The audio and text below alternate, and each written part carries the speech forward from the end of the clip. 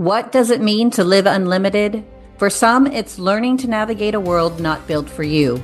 For others, it's discovering that strength isn't found in perfection, it's found in perseverance. The Living Unlimited podcast celebrates life without limits, real stories, raw conversations, and practical wisdom from people living boldly with limb differences.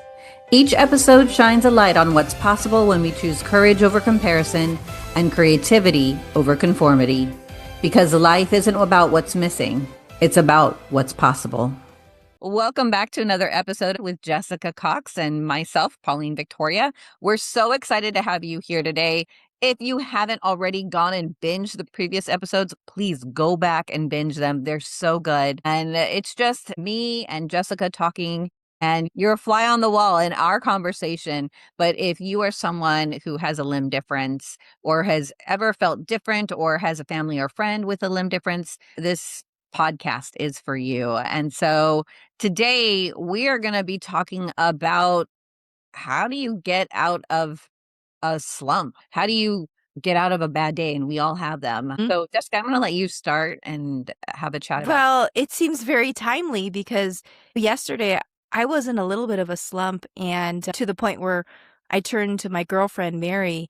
We were out shopping in the evening. I was like, "Oh, Mary, I'm so glad you connected with me and we decided to go shopping because this retail therapy is really helping me." I was in a funk. And I get certain joy from shopping, or at least the adventure of trying to find something that you really want. And then when you do find it, you feel like you have to celebrate that.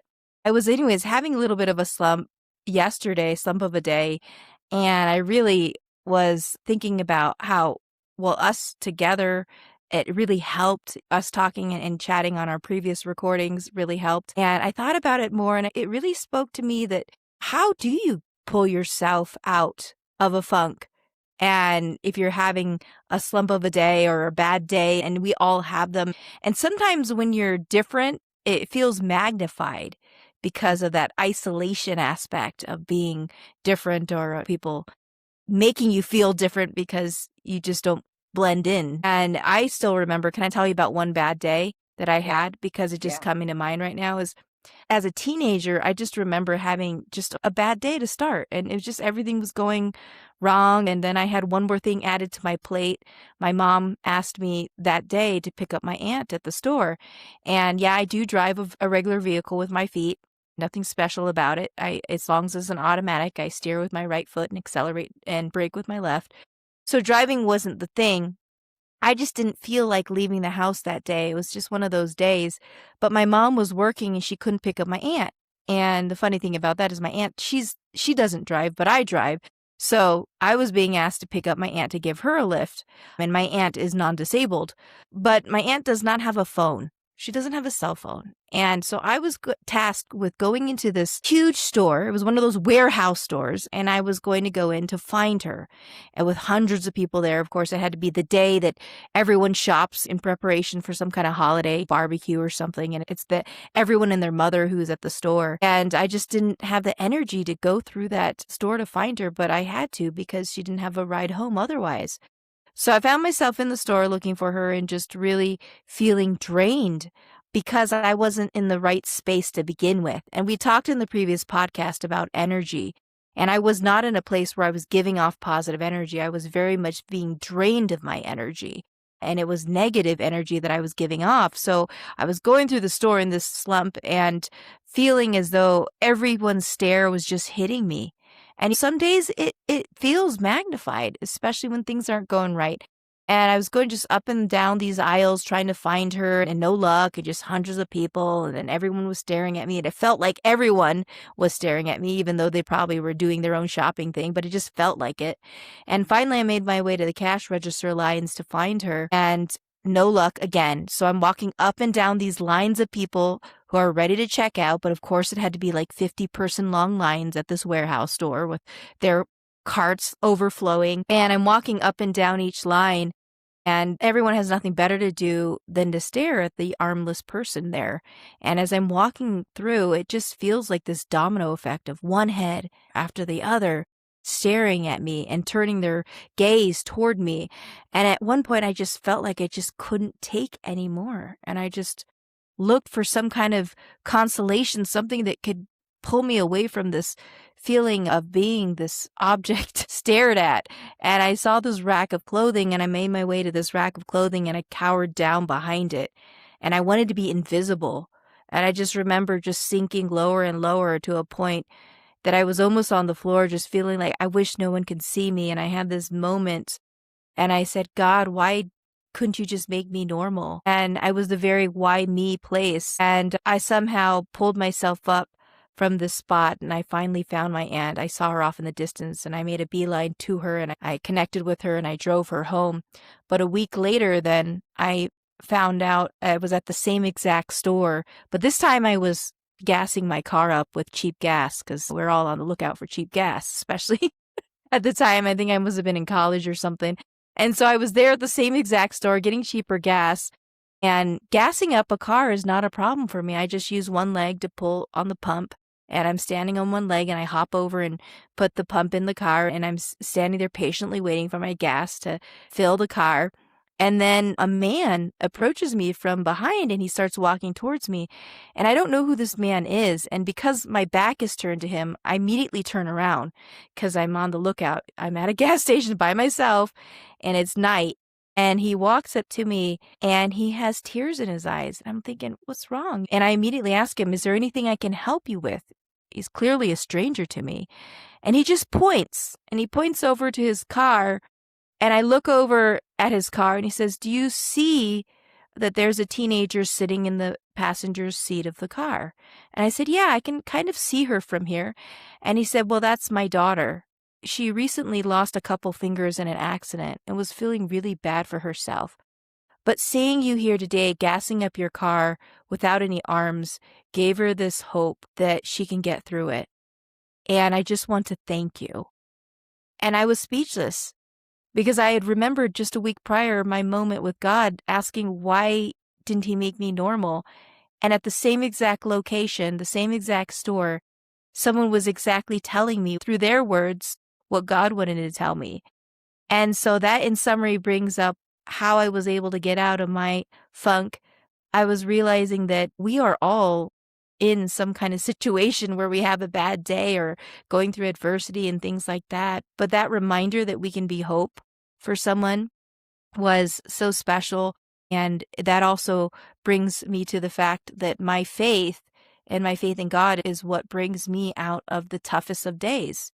And I don't know about you, Pauline. I hope you maybe have a story, because you're so good at these stories too, and I love your stories. Is there any particular thing for you that pulls you out? For me, it's my faith in God and my faith that has given me the strength from the beginning.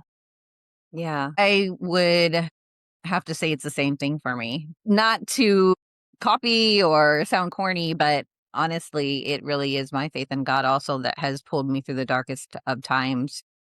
And I remember my parents telling me, and I really feel like this set the tone. And this is something I share with people when I do speaking engagements, because it's such a powerful story, but it's not my story. My story begins with my parents. They really did set the tone because they had no clue anything was wrong with their firstborn child, which was me. And I don't know how your parents' experience was when they found out or what have you, but they found out the day they gave birth. Up until then, they were expecting a very normal, healthy baby. And all the ultrasounds showed I was going to be completely normal, and tests, they all came back with flying colors. And when they pulled me out of my mom, she had a cesarean because they did see that I was breech. So they did perform a cesarean on her. And when my father told her what had happened, she answered with 4 words, and those words were, "Thy will be done." And I think that really set the tone for me in my life, because my parents really led with that. I always say that they led with tough love, and that'll be another story for another time. But I remember junior high, ninth grade was okay. It was great, but 10th grade, it was so hard for me. And I felt like everything was just coming down on me at once. 10th grade, my friends started getting driver's license and going out independently, and I couldn't join them. So I was feeling like I was Mm. being left behind. I received a letter in the mail saying I had to be tested for AIDS because I had a blood transfusion when I was 5, and that's in 1980, and that was at the height of when AIDS was coming out. And Ryan White was a big spokesperson. He was 50, he was my age, and he got AIDS through a blood transfusion and he died. And so I thought, oh my God, I have AIDS now. And like all the things, Oh, it was just a lot on me. And so I think as teenagers, we also magnify everything. Right yeah. now, if you're watching this, I have a pimple on my forehead. And if I was 15-year-old me, I'd be like, oh my God, that is the only thing they see right now. But now that I pointed it out, it may be the only thing you see right now. But now that I'm older and I have a little more perspective, it doesn't bother me as much. Everything just seemed so magnified. And I remember my surrender moment was in church, and I was just so angry with God. I was so angry. And in my mind, I was like yelling at him. And of course, it had to happen in public. And I'm like bawling and doing the ugly cry and just inside saying, you don't make mistakes, but you made me. Why? And I got to the point where I was just so spent, like that energy when Yeah. you're crying and you have nothing left, you Yeah. go blank and you're just exhausted. And I got to that point, and it was because of that point where I was able to be quiet. I could hear him say, "Just hold on. Your pain's not in vain. Oh, There's a purpose." And that was enough for me. Like I didn't have to know the purpose. I just had to know that I wasn't forgotten. yeah. Yeah. Wow. That's so beautiful. Yeah. And such a moment of submitting to him and realizing that you didn't have to have the purpose. You just needed to know that. And wow, it's I think also about gratitude at times because a lot of people may see me or something in public. I don't know if you feel the same way, Pauline, and then they're like, "Oh my gosh, I'm so grateful for my hands." And I don't want to be that reminder of what they're grateful for because it feels a little condescending to be quite honest. But I mean, great, it's wonderful that they feel gratitude, but my not having arms shouldn't be the reason that you're feeling grateful for your hands. I call it the Jerry Springer effect. It's Yeah. like, oh, I'm glad I'm not part of that family. Yeah, I mean, how's that supposed to make us feel? Yeah. Anyway, but that is powerful as well, is I think, like when I was feeling a little bit having a low moment, I just kept trying to pull it at the things that I was grateful for Mm. to put myself in a place of gratitude. Because once you're in that place, it just transforms you. Physiologically, it transforms your emotions, and it's kind of hard to pull yourself out of that, but finding maybe one thing that you're grateful for can help, I think, shift just ever so slightly whatever it is you need to start that shift. And so gratitude is, and for me, it's just like finding a grateful moment or something where I'm like, wow, I really didn't even think about that and how lucky I am in that situation or whatever it is. And they're just these small moments.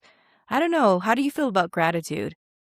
Gratitude is a pillar in my life. My husband, he calls me the percolator because I'll Oh, just be like, "Oh, I'm so excited." And then oh, and he'll turn, he's like, "Why? What's going on?" I'm like, "I don't know. I just am bubbling up with joy and I'm just so grateful." And being in a place of gratitude constantly lessens the number of days that we have where we're in the slump. yeah. I would really encourage you, if you're listening to this, start practicing if you haven't already. It was interesting the other day. I don't know if this happens to you, Jessica, but you start seeing things like on Instagram or in the world or hear a song and you're like, oh, I feel like there's a theme for today. The other day was like, stop complaining. From a neuroscience perspective, and this is science, this is not my opinion, that every time we complain, we strengthen the neural pathways of complaining and it Um, releases cortisol, which is a stress chemical in our brain and in our body. So complaining is not good for you in your mind, in your body overall. So when you practice gratitude, Because the idea is you have to replace the complaining with something. So replace that with gratitude. And if you haven't already started practicing it, just like complaining can help strengthen the neural pathways, gratitude can help strengthen those neural pathways in a more positive way. And when you're grateful for things, there's your reticular activating system in the back of your brain. If you ever think about like, oh, I really would like this car, and all of a sudden you start seeing that car everywhere, the moment you start activating your brain for gratitude, you're going to start noticing things to be grateful for. And it's just going to naturally unfold and it's going to compound on top of each other. So if you haven't already, please start being grateful for it. It doesn't have to be a journal. It could just be you sitting for like 10 seconds and going through your mind in a day and being like, oh my God, this happened and that happened. Like the breath in my lungs. We're so grateful. Even the adversity, we're talking about having a bad day and how do you get out of it? The bad days can teach us things too. So if Mhm. you approach it with curiosity, okay, what am I supposed to learn here right now? And I Mhm. guarantee you, if you said, I'm praying for patience, you are going to find yourself in situations where you have to practice patience. So careful what you ask for. It's true. Yeah, because I know for me, it could be the smallest thing. Like, yeah, you can easily pick things up, but if I drop something, it can spiral me out of control. Like Really? some days, yeah, it's like, oh my God, why does it have to be so hard? Okay. And Yeah. so what I've learned, because we've had a lot of practice with this, and let me know if this is your experience, you've been able to pull yourself out of that spiraling out much quicker as we've gotten older. It's okay. Yeah. So then the more that you've gone through it, then you've learned strategies for pulling yourself out, whether it's gratitude, whether it's putting yourself in a space where you're doing something you love, because that sends off these endorphins, or exercise and getting that exercise feeling of having good endorphins from that. But you have to find an outlet sometimes.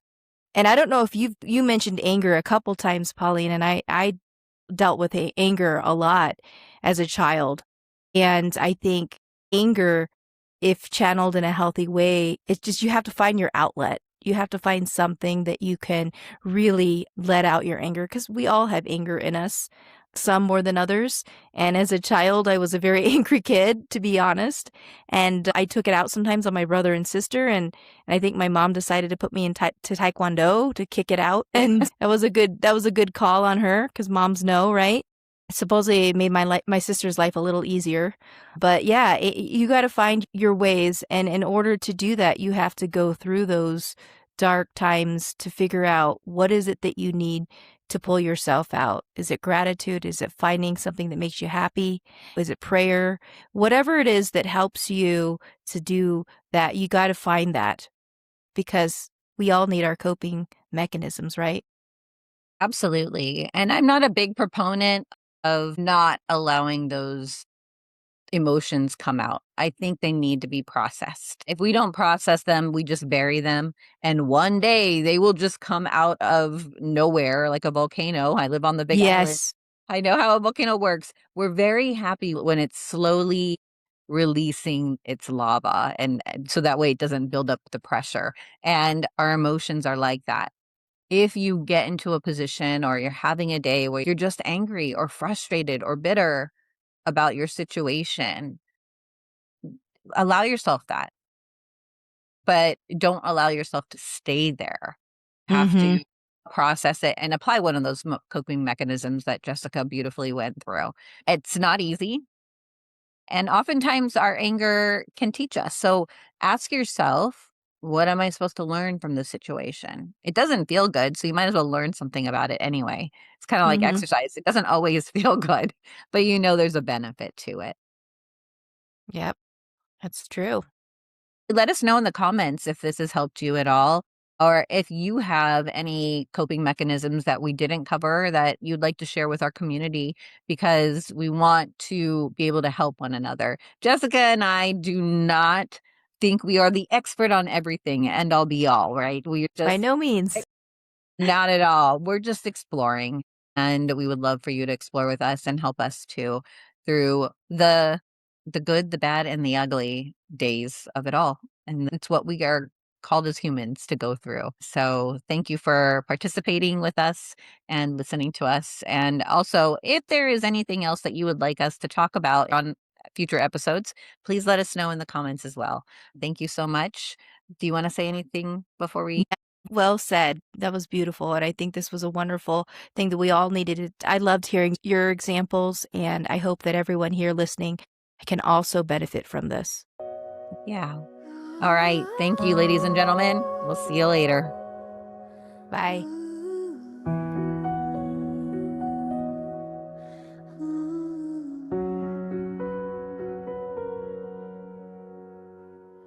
They said there's only one way to live, but we were born to redefine it. We found light in the hardest places, turned the struggle into guidance. Every scar, every stair, every door once closed became the wind beneath our hopes. We're not what the world expects to see. We're the proof of possibility.